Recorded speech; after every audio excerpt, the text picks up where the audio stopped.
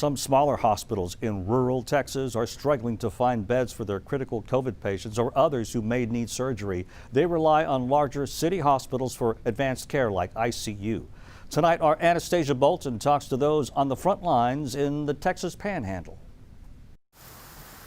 We had a patient, she needed to be intubated. She was COVID positive.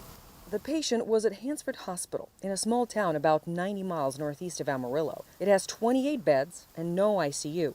Critical or surgical patients have to be transferred. We started calling. It took about 45 phone calls. I've called 3 different states. Called San Antonio, Houston, Dallas, Midland twice.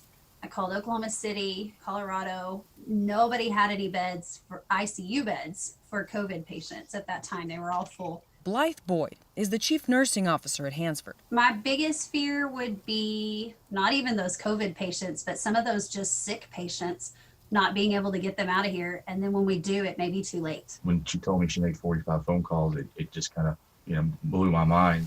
Jonathan Bailey is Blythe's boss and the Hansford County Hospital District's CEO. The case with 45 calls happened within the last 2 months, but the situation, he says, is not getting better. We're starting to see a trend that hospitals that we refer to and transfer to are filling up, and at some point they're going to get too full to accept patients, and we've passed that point.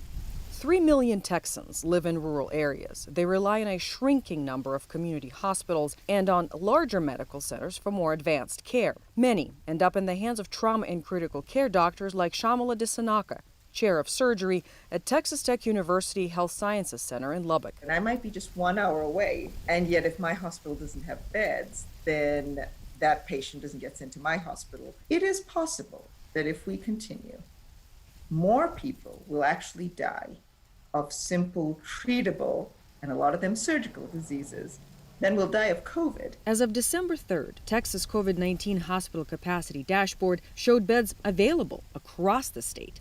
Most also showed ICU availability. But overall, the dashboard numbers didn't seem to reflect the picture a nurse, a hospital CEO, and a trauma surgeon are describing to us. It doesn't matter how many beds are on a dashboard.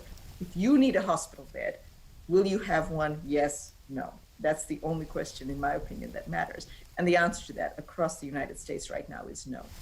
John Henderson runs Texas Organization of Rural and Community Hospitals, so he gets to hear all the stories directly from rural hospitals across the state. There's a prevailing attitude among some communities in Texas. They prefer to just have it and get on with it, and that's not the way it works. And I fear the only thing that'll get their attention is having a friend or relative or loved one go through it. That's a hard way to learn a lesson. I'm Anastasia Bolton. The state's health department says the dashboard numbers reflect what hospitals report. A spokesperson also says the state is aware of difficulties with transferring patients and the ICU bed shortage in some of the hardest hit areas.